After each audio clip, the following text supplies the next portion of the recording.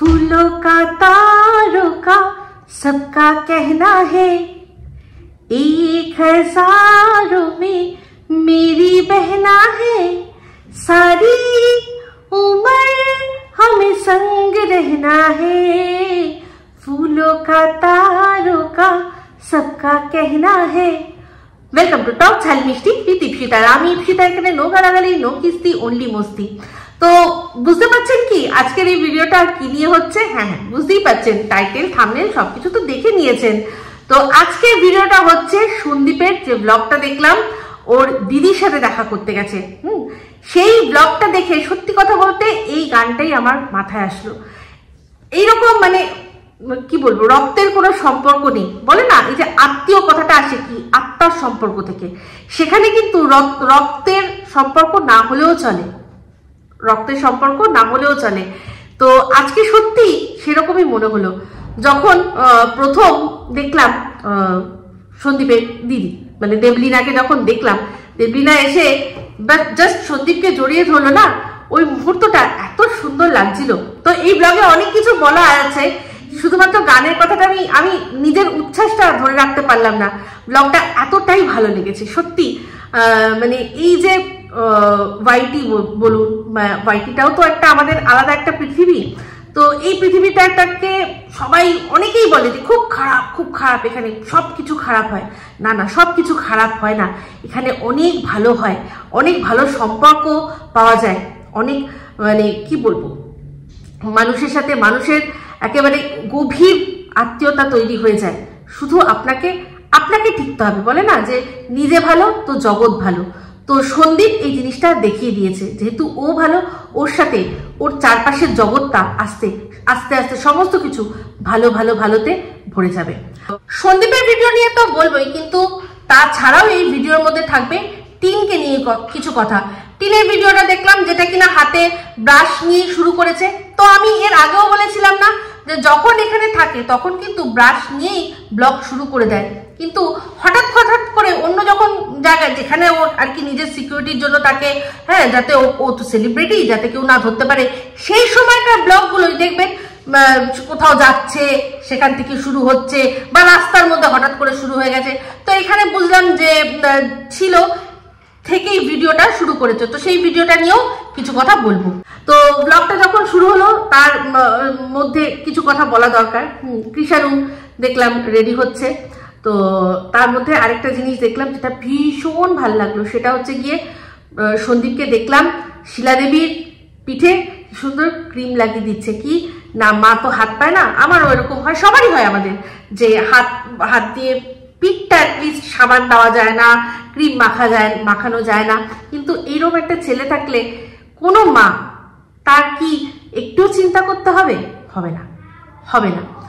সন্দীপ মানে কি বলবো, ও ছোটবেলা থেকেই এই কথাটা আমি আজ না অনেকদিন থেকেই বলেছি যে ও তো মানে একদম মায়ের সাথে সবসময় মায়ের সাথে বড় হয়েছে, মাকে দেখেছে, মায়ের কাজ দেখেছে। ওর প্রত্যেকটা কাজের মধ্যে দেখবেন মানে একেবারে এমন মানে নিখুঁত জিনিসের ছোঁয়া থাকে। ও সন্দীপ যেটা করে না সেটা করে না, কিন্তু যেটা করে সেই প্রত্যেকটা কাজের মধ্যে কিন্তু দেখবেন একটা নিখুঁতের ছোঁয়া থাকে। কেন বলুন তো?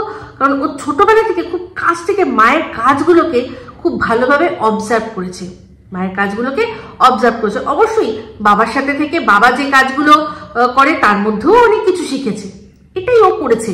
হ্যাঁ, তো সেটার জন্য ওর রান্নায় দেখবেন, ওই যে লুচি বেলে দেখবেন, তাতেই বোঝা যায় কিন্তু যে ছেলেটা যেটুকু করে মন দিয়ে করে। তো এই যে মায়ের সেবাটুকুও করে না, সেটুকু কিন্তু ও মন থেকে করে, সেটা দেখেই বোঝা যায় কে দায় সারা করছে আর কে মন থেকে ভালোবেসে করছে। তো ভগবান করে প্রত্যেকটা মা যেন এরকম একটা করে ছেলে পায়। তো যাই হোক, এইগুলো বলতে গেলে খুব ইমোশনাল লাগে। তো সন্দীপকে দেখলাম যে খুব সুন্দর এইভাবে মাকে হাতে হাতে যেরকম কাজও করে দেয়, মা যখন সাজে গুজে তাতেও কিন্তু ও হেল্প করে দেয়। তো চলে আসলো, এবার দেখলাম জোড়া বেরোলো। তো ওদের সাথে সীমা আবার রাস্তা থেকে জয়েন করলো। তো সেখানে আবার সেই কর্মকার হোটেল পড়লো। তো ওটা নিয়ে নতুন করে কিছু বলার নেই। এবার চলে আসি সরাসরি এই দেবলীনাদের বাড়িটা। এত ভালো লাগলো। যাদের যাদের দেখলাম, দেবলীনার মাকে দেখলাম, বাবাকে দেখলাম, দেখেই বুঝলাম যে তারা কতটা অমায়িক মানুষ। একটা মুখের মধ্যেই তাদের প্রথম দেখলাম, প্রথম আমরা দেখি, আমি তো আর কোনোদিনও দেখিনি, প্রথম দেখলাম, তো মুখ দেখলেই বোঝা যায় যে কতটা অমায়িক তারা।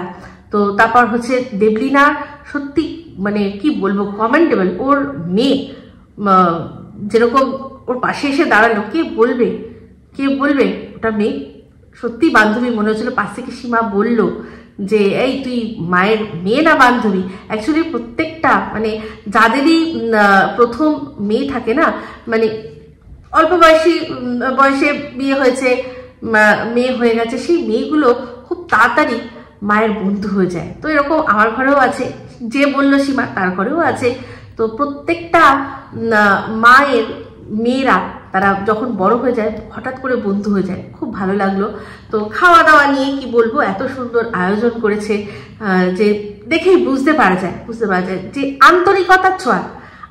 আমার কাছে কি বলুন তো, আমার কাছে ডাল আলু সিদ্ধটা যদি কেউ ভালোবেসে সুন্দর করে দেয় না, ওটাও আমার কাছে অনেক বড়। আমি কটা আইটেম আছে সেটা গুনি না, আমি গুনি না। আমি শুধু দেখি যে আমাকে খাওয়াচ্ছে, যে খেতে দিচ্ছে, যে আমাকে ডেকেছে, তার আমাকে খাওয়ানোটার কতটা উৎসাহ আছে, ওইটুকুই ওই উৎসাহ করে যদি আলু সিদ্ধ ভাত দেয় তাহলেও কিন্তু ভালো লাগে। সেখানে ওরা তো খুব সুন্দর আয়োজন করেছে, আপনারা সবাই ব্লগের মধ্যে দেখেই নিয়েছেন, সেটা আর নতুন করে বলতে হবে না। তারপর ওদের বাড়িটা ঘুরে দেখালো, সব দেখলাম, খুব ভালো লাগলো। তো সন্দীপ সেখানে একটা কথা সবার শেষে ভয়েস ওভারে বললো, যখন ওরা আলোচনা করছিল সে কথাবার্তাগুলো তো আমাদের শোনায়নি, সে সময় সন্দীপ বলল যে আমার কাছে না এই যে রক্তের সম্পর্ক, নারীর সম্পর্ক, এগুলো আমার কাছে কোনো ম্যাটার করে না। হ্যাঁ, আমাকে মানুষ ভালোবাসছে, ওই নারীর সম্পর্ক আছে সেটা দেখে, বা রক্তের সম্পর্ক আছে সেটা না দেখেই আমাকে মানুষ, সন্দীপকে ভালোবাসছে সবাই, এটাই আমার কাছে অনেক। তো দেখলেন, এরকম হয় না, বলে না যে ভগবান যখন একটা দরজা বন্ধ করে দেয় তখন হাজারটা দরজা খুলে দেয়। কিছুদিন আগেই দেখেছি যেই সম্পর্কের কথা সন্দীপ বলছে, রক্তের সম্পর্ক, সেই রক্তের সম্পর্ক ওর সাথে কি করেছে, কি রকম করেছে, কি জিনিসটা করেছে, আমরা সবাই দেখেছি। সেই ছেলেটাকে কাঁদতে দেখেছি। রক্তের সম্পর্কের দিদি তার চোখ থেকে মানে কি বলবো, রক্ত বার করে দিয়েছে। সে না বিচার করেছে, না বিবেচনা করেছে, শুধুমাত্র ভাইয়ের ওপর যে রাগ ছিল, সেই ভাই, মা, বাবা তাদের ওপর যে রাগ ছিল, যে আক্রোশটা ছিল, সেটা এখন দেখেছে যে ওরা এখন বিপদে পড়েছে, সেই সময় এসে গেছে অমনি নিজের আক্রোশটা মেটাতে, আর সেরকম ভাবে আক্রোশ মিটিয়েছে। তো কি হলো তাতে, কি হলো? এক দিদি, যে নিজের দিদি, সে এরকম ভাবে অন্যায় করলো ভাইয়ের সাথে, তাতে কি হলো? হাজার হাজার দিদি আজ সন্দীপের জন্য তারা সবাই অধীর আগ্রহে বসে আছে। আজকে যে মুম্বাই থেকে এসছে, হ্যাঁ, সে তো এখানে মা বাবার সাথে সময় কাটাচ্ছে, তাও সন্দীপের জন্য আলাদা একটা সময় রেখেছে যে না, আমার ভাই, আমি ওকে ভাই রেখেছি, ওর সাথে আমি দেখা করব। ভীষণ ভালো লেগেছে। তো যাই হোক, মানে নজর না লাগে, কারোর বুড়ি নজর না লাগে সন্দীপের দিদিদের। আর দিদিকে যা দেখতে, হ্যাঁ, যে মানে কিছু বলার নেই, প্রশংসনীয়। আর দুজনের মুখের মধ্যে কি মিল, ভীষণ, মানে ওই যে পাশাপাশি দাঁড়াচ্ছিল যখন, সত্যি মিল লাগছিল, সত্যি মনে হচ্ছিল ওরা ভাই বোন। অ্যাকচুয়ালি কেন বলুন তো, কারণ মনের মিলটা হয়ে গেছে। তো সেখানে কৃষাণুও খুব এনজয় করেছে, শিলাদেবীও বলল। শিলাদেবীর একটা কথা আমার খুব ভালো লাগলো। শিলাদেবী বলল যে তোমার কিন্তু অনেক প্রীতি আছে। কৃষাণুকে বললো তোমার কিন্তু অনেক প্রীতি আছে। সত্যি এখনো কত প্রীতিরা আছে যারা কিনা এখনো কৃষাণুর সান্নিধ্য পায়নি, এখনো সন্দীপকে তাদের আশীর্বাদ ভরা হাতটা তার মাথায় রাখতে পারেনি। দূর থেকে সবাই রাখছে, কিন্তু অনেকেই আছে তাদের ইচ্ছা করে যে কাছে যাই, তাই না? তো যাই হোক, এই বলেই ওদের ব্লগটার সম্পর্কে আর কি বলবো। ভীষণ পজিটিভ একটা ভাইব, ভীষণ পজিটিভ একটা মানে ইয়ে পেলাম। যতক্ষণ দেখেছি মুখের মধ্যে একটা ছোট্ট স্মাইল ছিল, খুব ভালো লাগলো। তো এরকম ভাবেই সন্দীপ আরো এগিয়ে যাক, আর সবসময় সত্যের পথে থাকুক। যা হবে যেটা হবে সবকিছু সত্য দিয়ে আমাদের সামনে তুলে ধরুক। কোনো রকম কোনো রাগ ঢাক কিছু না থাকুক, এটাই আমি চাইবো। আর এরকম ভাবে মায়ের সেবা করে যাক, ছেলে যত্ন করে যাক, বাবার সেবা করে যাক, ঠিক আছে? তো যাই হোক, সন্দীপের ভিডিওটা তো চলে গেল, এবার চলে আসি আমাদের টিন ভাঙা টিন। তো আপনারা অনেকেই হয়তো জানেন, বা যারা জানেন না তাদের জানিয়ে রাখি যে কিছুদিন আগে আমি বলেছিলাম যে সন্দীপের দিদার যে গহনা সেগুলো যা ছিল, যেটুকু ছিল সেটুকু সব নাতি নাতনিদের মধ্যে ভাগ করে দেওয়ার কথা দিদিমা নাকি বলে গেছিল, কোনো একজনকে বলে গেছিল। আর যাকে বলে গেছিল সে যাকে যা বলা, যার জন্য যা বরাদ্দ করেছিল সেগুলো সব দিয়ে দিয়েছিল। তো তখন আমি প্রশ্ন করেছিলাম যে তাহলে সন্দীপের ভাগেরটা কোথায় গেল, সন্দীপ কি পেয়েছে? তো ওরা যদি পেতো তাহলে নিশ্চয়ই ওদের ব্লগের মধ্যে জানাতো, জানায়নি। তো যে অ্যাকচুয়ালি সন্দীপের আত্মীয় মানে অঙ্কিতা, আপনারা ওর ব্লগ দেখবেন, অঙ্কিতা লাইফস্টাইল ওর চ্যানেলের নাম। তো অঙ্কিতা ভিডিওর মধ্যে ওকে অনেকে প্রশ্ন করেছিল যে তুমি যে এই যে পেয়েছিলে, তুমি তো পেলে, তাহলে তোমার পিসির ছেলে কি পেলো? ওর পিসির ছেলে মানে ওর পিসি মানে হচ্ছে শিলা দেবী, বড় পিসি শিলা দেবী। তো তোমার পিসি ওরা কি পেলো, বা তোমাদের সাথে ওদের সম্পর্ক কিরকম, এরকম প্রচুর ওকে প্রশ্ন করা হয়েছিল। তখন একটা ভিডিও করেছে অঙ্কিতা, সেই ভিডিওটাতে সমস্ত কিছু ক্লিয়ার করেছে। বলল যে দিদার যা ওর ছোট মা হয়, তো দিদার যা জিনিসপত্র ছিল সমস্ত কিছু সবাইকে ভাগ করে দিয়েছে। তো এই যে টিন যখন প্রথম গেছিল দিদার সাথে দেখা করতে, তখনই দিদিমা কিন্তু এক জোড়া কানের দুল ওকে দিয়েছিল। তো দিদিমার প্রত্যেকটা নাতি নাতনিদের যা দেওয়ার ভাগে, ওর ভাগে যেটা সেটা কিন্তু ও পেয়ে গেছে। মানে সন্দীপের ভাগে যেটা, সেটা সন্দীপের বউকে দিয়ে দেওয়া হয়েছে। আর বাদবাকি যে ভাই বোন তাদের মধ্যে বাদবাকিগুলো এখন ভাগ করে দেওয়া হয়েছে। তার মধ্যে আমাদের মিলিয়ন ম্যাডামও আছে, সে পেয়েছে। তারপর হচ্ছে গিয়ে অঙ্কিতার আরেকটা বোন আছে, মামাতো বোন মনে হয়, সে পেয়েছে। সবাই যাদের পাওয়া পেয়েছে। তো টিন কিন্তু সন্দীপের ভাগের কানের দুল পেয়ে গেছে। তাহলে এবার বলুন, এই যে রিকভারি করতে এসেছিল নিজের জিনিসপত্র, হ্যাঁ আমার যা আছে সেগুলো দিয়ে দেওয়ার কথা, তাহলে এই যে সন্দীপের যে জিনিসগুলো যেগুলো ও পেয়েছে, ও তো আর মানে ওই বংশের তো আর বউ নেই। মানে খাতায় কলমে দুদিন পরেই সব হয়তো ডিভোর্স হয়ে যাবে, কিন্তু মনের থেকে তো ও নেই, ও তো মনের থেকে নেই। ও তো লিখে দিয়েছে 100%, ও ওদের ভুলে গেছে। তাহলে ওদের বংশের এই জিনিসগুলো ও কেন রেখে দেবে? এটা তো উচিত ওর ফিরিয়ে দেওয়া। যেমন কিনা এই যে শাখা বাঁধানোটা, শ্বশুর মশাই যে শাখা বাঁধানোটা দিয়েছিল, সেই শাখা বাঁধানোটা কেন ফিরিয়ে দিচ্ছে না? ওটা তো মেসোমশাই দিয়েছিলেন তার পুত্রবধূকে। ও যখন পুত্রবধূই থাকবে না, তাহলে আর ওই শাখা ওর নেওয়ার তাহলে আর কি অধিকার আছে? তেমনি এই যে দিদিমার গহনা, মানে সেটা বেশ পুরনো গহনা। আর গহনা আমি সবসময় বলেছি, গহনা মানে এগুলো কিন্তু লেগেসি, মানে এগুলো প্রত্যেকটা বংশ পরম্পরায় চলে আসে। তো সেখানে দিদিমার জিনিসটা সন্দীপের বউ পাবে, সন্দীপের বউয়ের থেকে সেটা আবার কৃষাণুর বউ পাবে, কৃষাণুর বউয়ের থেকে আবার তার ছেলে পাবে। এইরকম ভাবেই তো বংশ পরম্পরায় এই পুরনো গহনা বলুন, পুরনো জিনিস বলুন, এক জেনারেশন থেকে এক জেনারেশনে চলে যাবে। এখানে এখন যদি এই গহনাটা টিনের কাছে চলে যায়, ও তো আর এই ফ্যামিলির নয়, তাহলে এই গহনাটা কি হলো? অন্য বংশে চলে গেল, তাই না? তাহলে ওর উচিত না এই জিনিসটা ফিরিয়ে দেওয়া উচিত না? যে কিনা এবার এখন অনেকে যদি বলেন না ও তো নেয়নি, ভাবুন যে ক্যাথা পর্যন্ত ছাড়েনি, পুরনো নাইটি এসে নিয়ে গেছে, সে ওর যে গহনাগুলো আছে সেগুলো রেখে গেছে, সেটা যদি বলে এখন আমাদের বিলিভ করতে হবে? ভাবুন তো, বিলিভ করতে হবে? ওই যে ব্যাগটা ও গুছিয়ে নিয়ে গেছিল, ওই ব্যাগটা কি কাউকে দিয়ে সার্চ করিয়েছিল? ওই ব্যাগটা কি কাউকে দেখেছিল? ওর মানে সন্দীপকে বা সন্দীপের মাকে দেখিয়েছিল, এই যে দেখো ব্যাগ যে আমি নিয়ে যাচ্ছি, ব্যাগের মধ্যে এই জিনিস আছে? করেছিল কি? করেনি তো। তাহলে ওর উচিত না এই জিনিসগুলো ফিরিয়ে দেওয়া? তো তো যাই হোক, এটা নিয়ে আমি এটুকুই বললাম যে আমি যেহেতু আমি প্রশ্ন করেছিলাম, সেই প্রশ্নের উত্তর আমি পেয়ে গেছি। আমি প্রশ্ন করেছিলাম সরাসরি সন্দীপদেরকেই বলেছিলাম, সেখানে অঙ্কিতাই উত্তর দিয়ে দিয়েছে যে টিনের মানে সেই সময় দিদিমার যে যা দেওয়ার তার নাতি মানে সন্দীপকে, সেটা টিনকে দিয়ে দিয়েছে। ঠিক আছে, তো এবার চলে আসি হচ্ছে টিনের ভিডিও। টিনের ভিডিওর মধ্যে দেখলাম, হ্যাঁ দেখছি সেখানে কি বললো যে বাজার করতে হবে, বাজার করতে করতে সবজি কেনার যখন সিনটা দেখাচ্ছিল সেখানে দেখছিলেন কিভাবে গায়ে পড়ে পড়ে অন্যদের সাথে কথা বলছিল। যে ভদ্রমহিলা ওই সবজি কেনার সময় ছিলেন তার সাথে কত চেষ্টা করলো কথা বলার, কি কিনবে, কি নেবে, কি নেবা বলছিল, উনি একটা কথার কিন্তু উত্তর দেননি।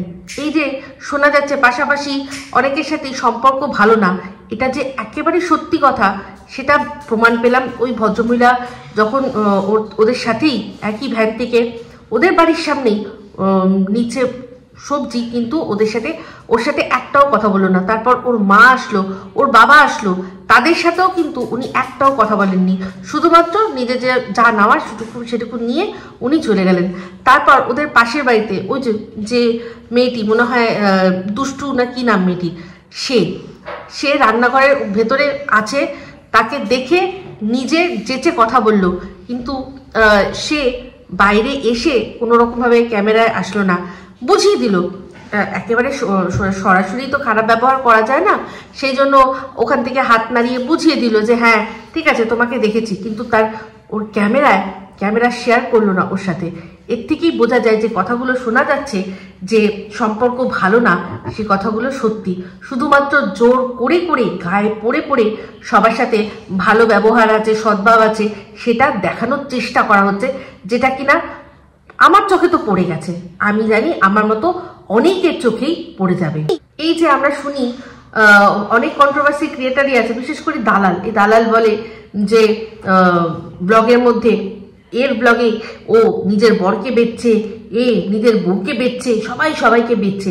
এই যে যখন জিনিসপত্র কেনা হচ্ছিল, মানে সবজি যখন কেনা হচ্ছিল, দেখছিলেন ওই ভদ্রমহিলা ছিল, ওনার কি পারমিশন নিয়ে ওনাকে ক্যাপচার করা হয়েছে কি না? উনি রাস্তার মধ্যে আছেন, ওদের বাড়ির সামনে আছেন, ওরা সবজি কিনছে, উনি আছেন যেহেতু ওনার মুখের সামনে ক্যামেরা ধরা হলো। তো এটা তো এক প্রকার ওনাকে বেচা হলো, তাই না? বেচা হলো কি? তো এটা হচ্ছে যেহেতু উনি পাবলিক প্লেসে আছেন, উনি ওখানে আছেন, ও ক্যামেরায় আছে, অবশ্যই সেটার পারমিশন নেওয়া উচিত ছিল। সেখানে পারমিশন নেয়নি, উনি আপত্তি করেননি, কিন্তু চাইলে কিন্তু আপত্তি করতে পারতেন। তো এখানে বক্তব্য এটাই যে ব্লগিংয়ে বেচা মানে কে কাকে বেচছে, এই যে বারবার করে বলে যে সন্দীপ নাকি বেচছে, সন্দীপ নাকি বেচে খেয়েছে। আমরা দীর্ঘদিন ধরে দেখে গেছি যে দুজনে মিলে একসাথে ব্লগিং করেছে। এই কৃষাণুকে প্রথম থেকে জন্মের মুহূর্তের আগের মুহূর্ত, যখন পেটে ছিল, গর্ভাবস্থায় ছিল, তখন থেকেই বেচা শুরু করেছে ওর মা। সেই সময় তো ওর মা বেঁচেছে। সে যদি একমাত্র মায়ের কাছেই সন্তান তখন ছিল, তখন কিন্তু চাইলে বাবা বেচতে পারবে না। মা তার নিজের প্রেগনেন্সি জার্নি সেটা বিক্রি করেছে, তাহলে সেটা বেচা হলো? এটা আমার ইচ্ছা, এটা আমার জার্নি, আমি যেটা করছি ব্লগিং মানে তো তাই। আমি যেটা করছি, আমার সাথে যেটা হচ্ছে, আমি যা এক্সপিরিয়েন্স করছি সেটাই আপনাদের সাথে শেয়ার করছি। এটা কেউ কাউকে বেচে না, সবাই নিজের কথা, নিজের গল্প এখানে শোনায়। মাছ কি কিনলো? গ্রামের মেয়ে, ও নাকি মানে মাই ভিলেজ লাইফ দেখিয়েছে, একটা ভিলেজ লাইফ দেখিয়েছে, একটা ভিলেজের মেয়ে। কালবোস মাছ মনে হলো, নামটা শুনে বাপের জন্মে প্রথম শুনলো কালবোস মাছের নাম। কালবোস মাছ, যেটা কিনা রুই কাতলার মতোই দেখতে, কিন্তু গায়ের রংটা একটু কালো, কিন্তু রুই কাতলার চেয়েও ওটা মিষ্টি, মানে মিষ্টি জলের মাছ, মানে ওই বলে তো মিষ্টি জলের মাছ মিষ্টি বলে তো রুই কাতলার চেয়েও ওটা বেশি মিষ্টি মাছ। আমি তো বরাবর শহরে বড় হয়েছি, শহরে মানুষ হয়েছি, কিন্তু জানি এরা কি মানে ভিলেজ লাইফ বেঁচেছে। তো ওর শুধু মুখটাই ছিল, বাদ বাকি আর কিচ্ছু নেই। তো যাই হোক, এর আগের দিনও দেখেছি যখন মাছ আনা হয়েছিল, কাতলা মাছ চিনতে পারছে না, জিজ্ঞাসা করছিল বাপি এটা কি, তো সে তো শেখালো না। শুনেন আজকে আমি শিখিয়ে দিচ্ছি টিনকে। রুই, কাতলা, কালবোস একই রকম দেখতে, মৃগেল সব কিন্তু একই রকম দেখতে, কিন্তু তাও চেনার রাস্তা আছে। সে কাতলা মাছের মাথাটা বড়, কাতলা মাছের মাথাটা বড়, ঠিক আছে, আর বডির এখানটাও চওড়া। আর রুই মাছ মাথা সরু আর পুরোপুরি একরকম ঢালের, একরকম লম্বাটে। আর কাতলা মাছের পেটের জায়গাটা একটুখানি চওড়া হয়। কাতলা মাছের গায়ের রংটা একটু কালচে আর রুই মাছেরটা একটু লালচে, লাল লাল আভা থাকে। আর কালবোস মাছ এদেরই মতো দেখতে, কিন্তু গায়ের রংটা আরো কুচকুচে কালো, ঠিক আছে। এইগুলো দেখেই মানুষ মানে চেনা যায়, কেউ কোনোদিনও প্রয়োজনই বোধ করেনি, প্রয়োজন যেখানে ছিল শ্বশুর বাড়িতে। তো যাই হোক আজকে খুব মানে টোন টোন করে বলছিল যে বৌমনির তো বাবা মা বড় মাছ খাওয়াইনি, বড় মাছ ওকে খাওয়াইনি, সেই জন্য সবসময় শুধু ছোট মাছ করে, ছোট মাছ করে। হ্যাঁ এই যে শ্বশুর বাড়িতে দেখো, শ্বশুর বাড়িতে যা দেবে সেটাই খেতে হবে। তো টিন তুমি কি খেয়েছিলে? তোমার তো যেটা বারণ, যেটা তোমার মনে হতো যে না এটা আমি খাবো না, তো খাবো না, আজকে উচ্ছে দিয়ে মাছের ঝোল আমি খাবো না তো খাবোই না, সে যতই ভালো হোক না কেন, যতই লোকে বলুক না কেন উপকার, খাওনি তো, তাই না? তাহলে আজকে শোনাচ্ছে, বৌমনিকে শোনাচ্ছে ঠেস দিয়ে দিয়ে। কত অ্যাডজাস্টমেন্ট করেছিলে শ্বশুরবাড়িতে যে আজকে ওকে বলছো যে শ্বশুরবাড়ি মানে অনেক অ্যাডজাস্টমেন্ট করতে হয়। টিনের তো যেন মনে হয় উল্টি পুরাণ উল্টো গঙ্গা।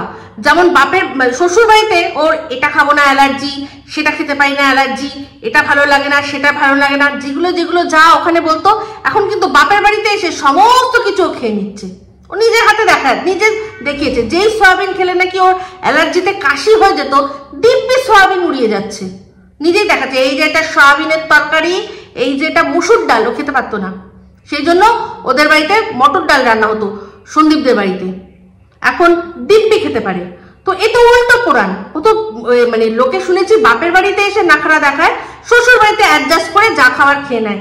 এর তো উল্টো। তাহলে বুঝতে পারছেন যে ও শ্বশুর বাড়িতে কতটা অত্যাচারিত ছিল, কতটা অত্যাচারিত হলে মানুষ বলে যে না এটা খাবো না, সেটা খাবো না, আমার এটা ভালো লাগে না, ওটা ভালো লাগে না, আমার যেরকম ভালো লাগে সেরকমই করতে হবে। আমি বলেছি মাসে একদিন মাংস খাওয়া হবে, তো একদিনই খাসির মাংস খাওয়া হবে, আর এখন তো দিনের পর দিন খাসির মাংস হচ্ছে। কেন? কারণ পাশ থেকে একজন বলেছে আমি মুরগির মাংস খাই না, তো এখন সেই জন্য মানে যখনই হয় শুধু খাসির মাংস, যখনই হয় শুধু খাসির মাংস।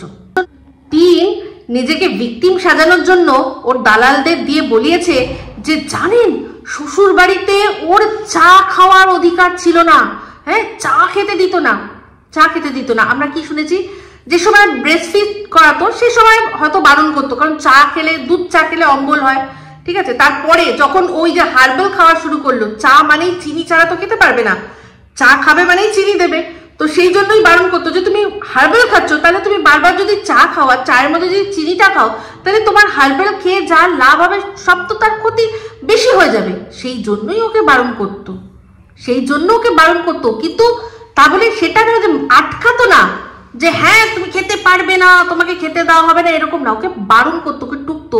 তাহলে আর যখন শক্তি ওকে আটকাচ্ছে, বলছে যে না বেশি চা খেতে পারবে না, বেশি মিষ্টি খেতে পারবে না, এটা খেতে পারবে না, সেটা খেতে পারবে না, তো সেটা তাহলে এখন কি হয়ে গেল? বাবা বললে সেটা মেয়েকে বোঝানো, সেটা বলা, আর সেই কথাগুলোই যদি শ্বশুর বাড়িতে ভালোর জন্য বলা হয়, তাহলে সেটা হচ্ছে গিয়ে মানসিক অত্যাচার, শারীরিক অত্যাচার, এই অত্যাচার, সেই অত্যাচার, সব অত্যাচার। বুঝলেন? এই হচ্ছে টিনের উল্টো পুরাণ। তো আমাদের চা বিলাসী টিন চা খাবে, চা খাওয়ার দৃশ্য দেখাবে, আর সেটা নিয়ে কোনো কথা হবে না, তা কি হয়? তো চায়ের কথা যখন উঠলই, তখন চা নিয়ে একটু চর্চা হয়ে যাক। তো আজকে দেখলাম কি, যে মেলা থেকে যে চায়ের কাপগুলো নিয়ে এসেছিল কালো কালো, সেই কালো কালো চায়ের কাপে সবাইকে চা দেওয়া হবে। তো দিতে গিয়ে কি বললো, যে চায়ের কাপগুলো দেখতে এরকম বড় লাগে কিন্তু ছোট। অ্যাকচুয়ালি এটা যারা সারাদিনে অনেকবার করে চা খায়, তারা তো কম কম পরিমাণে খায়, সেই জন্য তলার অংশটা শুধুমাত্র দিখাওয়া ছিল, ওপরের যেটুকু সেটুকুর মধ্যেই জিনিস, যেরকম কিনা টিন নিজে সেরকমই একটা জিনিস পছন্দ করে নিয়েছে যে তলাটায় কিচ্ছু নেই, ওপরে একটা হালকা জিনিস আছে যার মধ্যে চা ধরবে। তো যাই হোক, একটা জিনিস ভালো করে আপনারা লক্ষ্য করলেন, ওই চায়ের কাপটা ওটা কিন্তু নেই, সবার জন্য কালো কাপে চা, আর মাঝখানে হলুদ যে ভাঁড়টা ওটা এখন টিন খাচ্ছে। ওর আর স্পেশাল কাপে চা খাওয়া হয় না। যা মানে কি বল, আপনারা কি ভাবছেন টিন লজ্জা পেয়েছে? না না, ওর শরীরে লজ্জা নেই, ঘেন্না, যা ঘেন্না, বাপরে বাপ। সত্যি ওই কাপটা শুধুমাত্র যে ওই কাপের মধ্যে ওইসব ফেলে সেটা গুলে খেয়েছিল তার জন্যই বরাদ্দ করে রাখা হয়েছে। সে আসলে দেখবেন ওই কাপটা আবার বেরোচ্ছে। এখন টিন নিজের জন্য হলুদ, ওই যে সব কিছুই ওর জীবনে সব কিছু যা আছে হলুদ, সমস্ত কিছু ওকে দিয়ে দেওয়া হয়। হ্যাঁ, আমরা যেরকম শুনেছি ইয়েলো ইয়েলো ডার্টি ফেলো, তো টিনের সাথে ইয়েলো রংটা ওতপ্রোতভাবে জড়িয়ে গেছে, খুব ডার্টি তো তাই জন্য। তো যাই হোক, টিনের আর ওই স্পেশাল কাপে চা খেতে ইচ্ছা করে না। তো যাই হোক, হার্বাল খেলে তাহলে চায়ের পরিমাণটা কমানোই উচিত। সেটা শ্বশুরবাড়িতে শাশুড়ি, বর, শ্বশুর বলুক বা বাপের বাড়িতে বাবা বলুক, একসাথে দুটো জিনিস কখনোই চলতে পারে না। আমি হার্বালও খাবো আর তার সাথে সাথে মিষ্টিও খাবো, চায়ের মধ্যে এক গাদা দুধ দিয়ে আর চিনি দিয়ে চা খাবো, সেটা চলবে না। সে যারাই ভালো চাইবে তারাই তাতে ডুববে, ঠিক আছে? তো চা নিয়ে টিনকে অনেক কথা তো বললাম, তো এবার চলে আসি আমাদের অমাবস্যা দেবীর একেবারে সুযোগ্য পুত্রবধূ মানে আমাদের বৌমণিকে নিয়ে কিছু কথা বলতে। চায়ের কাপ যখন গুলো সব ধরে নিয়ে যাচ্ছিল থালায় করে, তখন চায়ের কাপের মধ্যেই একেবারে ঠিক করে হাঁচি দিল। মানে হাঁচি দিলে আমরা জানি কি হয়, সব কিছু মুখ থেকে অনেক কিছু ছড়িয়ে কাপের মধ্যে পড়ে। তো সেই চাগুলোকেই সার্ভ করলো মানুষকে, বাপরে বাপ। তো ঠিক আছে, অমাবস্যা দেবীর একেবারে সুযোগ্য পুত্রবধূ অমাবস্যা দেবীকেও আমরা দেখেছি খাবার যখন সবাইকে দেয় তখন আঙুল দিয়ে এরকম নাকের ভেতরে কুরুশ বোনার মতো করে এরম এরম এরম এরম করে কুরুশ বুনে সেই হাতটা আবার এখানটায় এরকম করে করে আবার সেই হাত দিয়েই মানুষকে খেতে দেয়। তো তার বৌমা তো সেগুলো দেখেছে, তার বৌমা তো এগুলো দেখেছে যে তার শাশুড়ি মা কী করে, তো সেই জন্য সেগুলোই সেরকমই শিখেছে, যে জানে হ্যাঁ না ওই রকম নাকে এরকম করে যদি খাবার সার্ভ করে দেওয়া যায় তাহলে একটা আমি হাঁচি, ছোট্ট একটু হাঁচি দিয়েছি, তাতে কি যায় আসে, তাই না? তো যাই হোক, আর সত্যি কথা বলতে মানে এইসব জিনিসগুলো দেখলে না জাস্ট মনে হয় কি বলুন তো, সেই মানে একদম গিদড় টাইপের জিনিস। এগুলো হচ্ছে সত্যিকারের নোংরামি। হয়েছে, মানুষ হয়ে যেতে পারে, হাঁচি দিয়ে ফেলতে পারে, তাহলে ওই কাপগুলোকে, ওই চাটাকে সম্পূর্ণ বাতিল করে দেওয়া উচিত ছিল। বাতিল করে নতুন করে আবার বানিয়ে নিয়ে গিয়ে সার্ভ করা উচিত ছিল। বাট এদের সব চলে, পুরুষ বোনাও চলে, হাচ্চও চলে, সমস্ত কিছু চলে। তো যাই হোক, এবার ছাদের দৃশ্য দেখলাম যেখানে কিনা খাবার দেওয়া হলো। তো একটা জিনিস আপনারা লক্ষ্য করেছেন, অশুভ শক্তি উনি কিন্তু এই অমাবস্যার দেবীর চেয়ে অনেক ভালো রান্না করেন। ওনার হাত দেখে আর খুন্তি নাড়ানো দেখে পুরো পরিষ্কার বোঝা যায় উনি মনে হয় এই রান্নাটা রেগুলার বেসিসে কোথাও করেন। এই যে যেখানে কাজ করেন মাঝে মাঝে যেখান থেকে ডাক আসে ড্রাইভিং করার জন্য, আমার মনে হয় সেখানে যাদের ড্রাইভিং করে তাদেরকে একটু রান্না বান্না করেও অনেক সময় খাওয়ায়। এই যে কোনো ক্যাম্প যায় শুনি না, ক্যাম্পে যায়, তারপর এই যে বড় সব যে থানা থাকে সেই থানার যে হোমগার্ডরা থাকে একসাথে তারা এক জায়গায় রান্না করে। আমার মনে হয় এইখানে ইনি যখনই ওনার ডিউটি পড়ে উনি নির্ঘাত ওখানে রান্নার দায়িত্বটা নেয়। এটা আমার পার্সোনাল ধারণা, কারণ বাড়িতে ওনাকে রান্না এখন করতে দেখছি, যদি ওনার বাড়িতে কবে উনি রান্না কখন করেন জানি না, তবে ওনার মানে বক্তব্য এটাই, ওনার হাতাখুন্তি নাড়ানো বেড়ে দেওয়া স্টাইল দেখেই বোঝা যাচ্ছে যে এই কাজটা উনি কিন্তু করে, মানে এটাতে উনি ইউজ টু। আর সত্যি কথা বলছি যে এই অমাবস্যা দেবীর যে রান্নাগুলো এক একটা দেখিয়েছিল তার চেয়ে এই ঘুগনিটা বেশ ভাল লাগলো আমার, দেখে মনে হলো ভালো হয়েছে। তিন বলল মেলায় গেছিলো, সেখানে পুরো পাতলা ঘুগনি দিয়েছে, ওর একদম ভাল লাগেনি, ওর একটু টাইট ভাল লাগে, তো একদম টাইট সুন্দর ঘুগনি করে দিয়েছে। সেই ঘুগনিটা ভালো, সত্যি বলছি আমার দেখে মনে হচ্ছিল ভালো। আর টিনকে আপনারা কোনোভাবে খুশি করতে পারবেন না, ও যাই ওকে দিন না কেন ও একটা না একটা ফাঁক রাখবেই।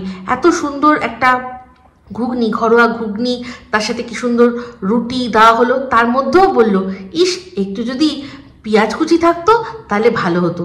যদি পেঁয়াজ কুচিটাও ওকে দিয়ে দিতেন তাহলেও বলতো মেলায় যেরকম টক জল দিত তাহলে ভালো হতো। যদি টক জলেরও ব্যবস্থা আপনি ওকে করে দিতেন তাহলেও বলতো ইস এর ওপর থেকে যদি একটু নারকেল কুচি হতো ভালো হতো।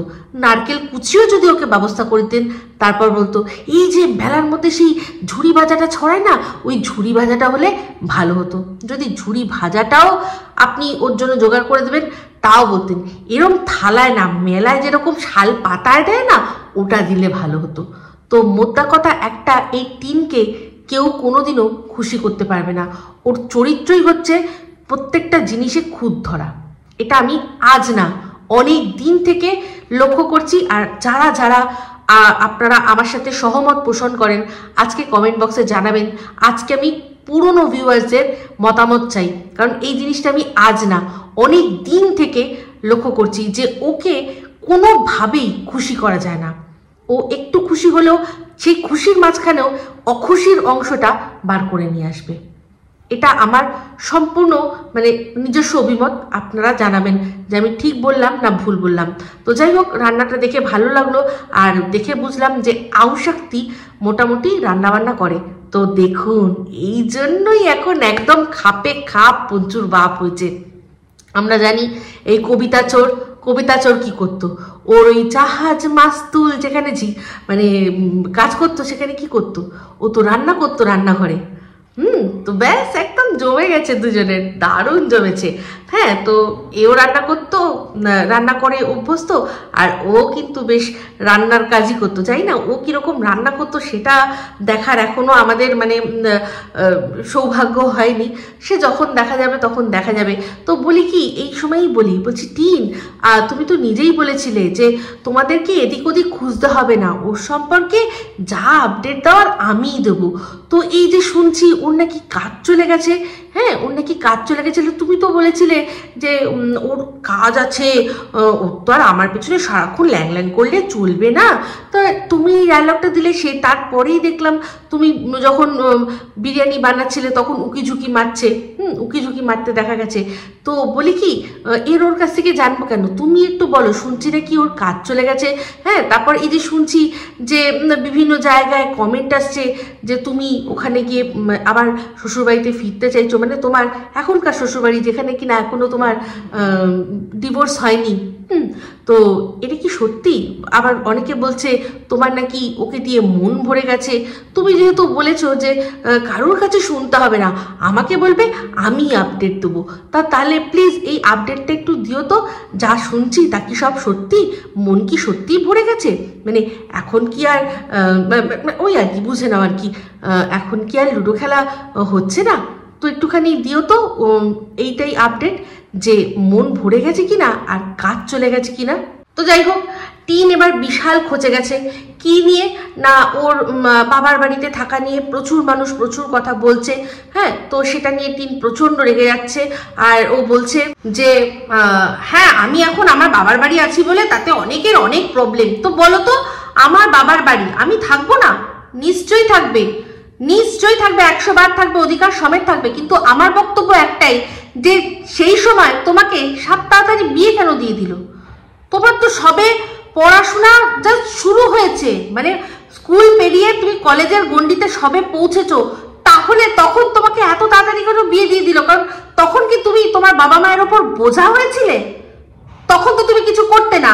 আর আজ তোমার বাবা মায়ের তুমি বোঝা কমাচ্ছ, মানে তুমি ইনকাম করছো, এই যে বাজার করছো, এটা করছো, সেটা করছো, কি যা যা খরচা করছো আমি জানি না কতটা তুমি করছো। আজ তুমি সেগুলো করছো বলে আজ তুমি এতটা বড় অধিকার দেখাচ্ছ যে হ্যাঁ আমি তো আমার বাবার বাড়িতেই থাকবো। থাকো তুমি বাবার বাড়িতে, কিন্তু এই থাকাটা তখন থাকা উচিত ছিল। তখন তোমাকে এরকম সাত তাড়াতাড়ি বিয়ে দেওয়া উচিত হয়নি। তোমাকে অ্যাটলিস্ট নিজের পায়ে দাঁড়ানোর সুযোগ করে দেওয়া উচিত ছিল। তো হ্যাঁ, বাবার বাড়িতে তুমি থাকবে, অধিকার নিয়ে থাকবে, সব অধিকার সমেত থাকবে। তো সেখানে তোমার কমেন্ট বক্সে কমেন্ট এসছে যে ঠিক বলেছো, বাবার বাড়ি হচ্ছে মেয়ের আসল বাড়ি, বাবার বাড়িতেই মেয়ের আসল বাড়ি, এখানেই তাদের থাকা উচিত। তাহলে এই কথাটা যদি তোমার বউ, আজকে তোমার বৌদি বলে যে আমার বাবার বাড়িটাই আমার বাড়ি, আমি ওখানেই থাকবো, যদি তো আমার বরকে থাকতে হয় তাহলে আমার বর যাতে ওখানে গিয়ে থাকে, তখন কেমন লাগবে? বাবার বাড়ি কি আসল বাড়ি হয়? হয় আসল বাড়ি? তো যাই হোক, দেখলাম এখন যে সবাই চলে যাবে, ঘরটার ফাঁকা হয়ে যাবে। এইবার মনে হয় আমাদের অমাবস্যা দেবীর স্পন্ডালাইটিসের ব্যথাটা মনে হয় ঠিক হয়ে যাবে, আস্তে আস্তে ব্যথাটা ঠিক হয়ে যাবে। তো যাই হোক, একটা জিনিস দেখি যে যেই মুহূর্তে ওদের ওই যে বরুণ কাকু আসে, তখনই দেখি গলাটা পুরো আজো আজো হয়ে যায়, কাকু আমি আটটি, কাকু আমি আটটি। তো কাকুর কাছ থেকে যা যা কিনলো তা দেখলাম। তো সবার শেষে দেখালো যখন, আমি ভাবছি কি বালিশের, কুল বালিশের মনে হচ্ছে একটা কভার দেখাচ্ছে, দুটো যেটা লাস্ট দেখালো, পুরো মনে হলো যখন প্যাকেটের মধ্যে ছিল পুরো মনে হচ্ছিল যেন কোল বালিশের কভার কিনেছে। তো খুলে যখন দেখলাম বড় বড় ছাপা।